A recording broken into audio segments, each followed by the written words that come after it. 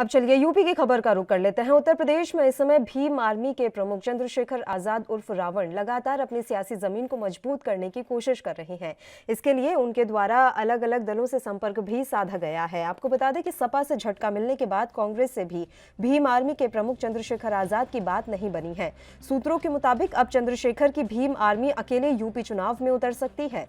UP चुनाव के लिए चंद्रशेखर सपा प्रमुख अखिलेश यादव से 2 बार मिले थे। दोनों के बीच गठबंधन पर बात हुई थी, लेकिन बाद में बात नहीं बनी। चंद्रशेखर ने आरोप लगाया था कि अखिलेश को दलित वोट चाहिए, लेकिन दलित नेता नहीं चाहिए। वहीं अखिलेश ने कहा था कि गठबंधन में भीम आर्मी को 2 सीटें दी जा रही थी। इस पर चंद्रशेखर राजी भी हो गए थे, लेकिन फिर उनके पास किसी का फोन आया, जिसके बाद वह पलट गए। अखिलेश यादव ने इसे एक बड़ी साजिश बताया था। अब बताया जा रहा है कि उन्हें कांग्रेस ने ऑफर किया था कि वे उनके साथ गठबंधन कर सकते हैं, लेकिन कांग्रेस के साथ भी उनकी बात अभी नहीं बनी है। तो ऐसे में अब ये जानकारी मिल रही है कि यूपी के विधानसभा चुनाव में भीम आर्मी के प्रमुख चंद्रशेखर आजाद अकेले ही चुनाव लड़ेंगे और अकेले ही सियासी बिसात बिछाते हुए नजर आएंगे।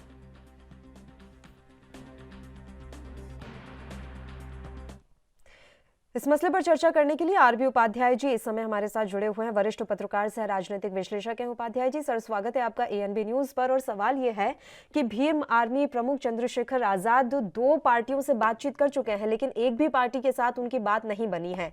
ऐसे में अब वो अकेले चुनावी मैदान में उतरेंगे। सर, कितना आप उनका जनाधार देख पा रहे हैं और क्या लग रहा है, अगर वो चुनावी मैदान में अकेले उतरते हैं तो क्या अच्छी खासी बढ़त बना सकते हैं, किसी को नुकसान पहुंचा सकते हैं? देखिए, जहां तक राजनीति में वजूद का प्रश्न है, अकेले दलित वोटों के दम पर मायावती ही देख चुकी हैं। पहले बीएसपी का नारा था जी, ब्राह्मण बनिया सबके खिलाफ एक्चुअल में बोला जाता था और उम्मीद की जाती थी कि वे दलितों से हम सत्ता तक पहुंच जाएंगे। लेकिन उनकी समझ में बहुत जल्दी आ गया कि सिर्फ दलितों की राजनीति करके सत्ता तक नहीं पहुंचा जा सकता। इसलिए उन्होंने गठबंधन किए और एक नए जातीय समीकरण की तलाश की, चाहे वो मुस्लिम के साथ, चाहे वो ब्राह्मण के साथ। इस तरीके से प्रयोग उन्होंने किए। तो जहां तक चंद्रशेखर आजाद जी का प्रश्न है, मैं मानता हूं अच्छे नेता हैं और समाज में उनकी स्वीकार्यता है, लेकिन अकेले के दम पर कोई बहुत बड़ा इनकलाब वो नहीं ला सकते हैं। इस बात को वो भी समझते हैं और उसी का परिणाम है कि उन्होंने कांग्रेस से बात की, सपा से भी बात चलाई, यानी हर उस दरवाजे पर गए जहां उन्हें ज्यादा से ज्यादा बेनिफिट मिले और गठबंधन हो। लेकिन हर पॉलिटिकल पार्टी की अपनी एक सीमाएं होती है, एक दायरा होता है।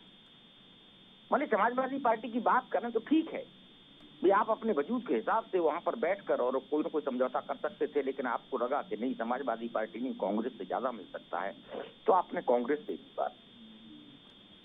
तो कहीं ना कहीं आपकी विश्वसनीयता पर एक प्रश्न चिन्ह खड़ा हो गया कि भी आप समाजवादी पार्टी की विचारधारा या समाजवादी पार्टी के साथ आप जाना नहीं चाहते हैं। आप एक अवसरवादिता का अवसर देख रहे हैं कि कहां बार्गेनिंग है, मुझे ज्यादा से ज्यादा मिलेगा। लेकिन कई बार दोनों नाव में पैर रखने के दुष्परिणाम भी होते हैं। सबके सामने है, भी आपके सामने है कि कांग्रेस से भी बात नहीं बनी और समाजवादी पार्टी से भी बात नहीं बनी। अब आपको राजनीति करनी है, राजनीति करनी तो अकेले जाना पड़ेगा। अखिलेश यादव ने ये बात कही है आरबी उपाध्याय जी कि हम 2 सीटें देने पर राजी हो रहे थे, लेकिन उसके बाद चंद्रशेखर के पास किसी का फोन आया और उसके बाद वो पलट गए। पहले राजी हुए, फिर पलट गए। आप मानते हैं कि ऐसा कुछ हुआ होगा? क्योंकि अखिलेश यादव के मुताबिक ये कोई साजिश है, उन्हें किसी साजिश के तहत समाजवादी पार्टी के पास भेजा गया था। देखिए, साजिश का क्या साजिश थी ये कहना मैं नहीं समझता हूं कि हमारे लिए न्यायोचित है। या अखिलेश जी जो कह रहे हैं वो सत्य है, या चंद्रशेखर जी जो कह रहे हैं वो सत्य है, ये तो यही लोग जानते हो। लेकिन हम एक आकलन कर रहे हैं कि भी क्या हुआ होगा। देखिए, ये तो फैक्ट है। उन्होंने खुद कहा कि कांग्रेस से ही बात चल रही थी उनकी, समाजवादी पार्टी से भी। अब मान लो एक पार्टी से बात करें, दूसरी पार्टी का फोन आ जाता है कि 2 नहीं, हम 4 देंगे, भले ही उन्होंने 2 भी नहीं दी। तो कई बार खेल खराब हो जाता है। और मैं समझ रहा हूं इस इलेक्शन में जहां समाजवादी पार्टी के साथ आप देखेंगे ओम प्रकाश राजभर और दूसरे छोटे दल समझौता कर रहे थे, वहाँ भी आरएलडी का समझौता और समाजवादी पार्टी का आप देखेंगे एक मजबूती प्रदान की है समाजवादी पार्टी को भी और आरएलडी को भी। तो आपका भी कहीं ना कहीं ये दायित्व बनता था अपने दल का प्रमुख होने के नाते कि आपको कहीं ना कहीं एक समझौता करना चाहिए था, क्योंकि आप अच्छी तरह जानते हैं। देखिए, जब आप समझौता करने निकलेंगे कि मुझे करना ही है, तो बात 2 और 4 सीट की नहीं है, बात इलेक्शन की है कि इलेक्शन में आपकी भागीदारी होगी, आपकी प्रेजेंस होगी और आपका जो वोट बैंक है वो एक गुड फील करेगा, उसे लगेगा कि भी हाँ हम भी इलेक्शन लड़ रहे हैं। अब अगर आप इलेक्शन नहीं लड़ते हैं तब भी ये गलत मैसेज जाएगा, और लड़ते हैं तो उतना पूंजी उतने संसाधन जितने होने चाहिए इलेक्शन में। आज के जमाने में इलेक्शन लड़ना कोई इतना आसान काम नहीं है, पता बिल्कुल, इस बात को सभी जानते हैं। उसके लिए बहुत सारे संसाधन और बहुत सारा पैसा चाहिए, जो शायद अभी मान लीजिए एक तरफ कांग्रेस है, एक तरफ बीजेपी है, एक तरफ समाजवादी पार्टी है, ये लोग सत्ता में रहे हैं और सत्ता में इनके पास संसाधन है, इनके पास ग्राउंड लेवल पर वर्कर है और पैसे की कोई कमी नहीं है। ऐसे में अपना वजूद बनाए रखना या अपना वजूद बचाना कहीं ना कहीं एक नई पार्टी के लिए, एक नए नेता के लिए बहुत चुनौती भरा होता है।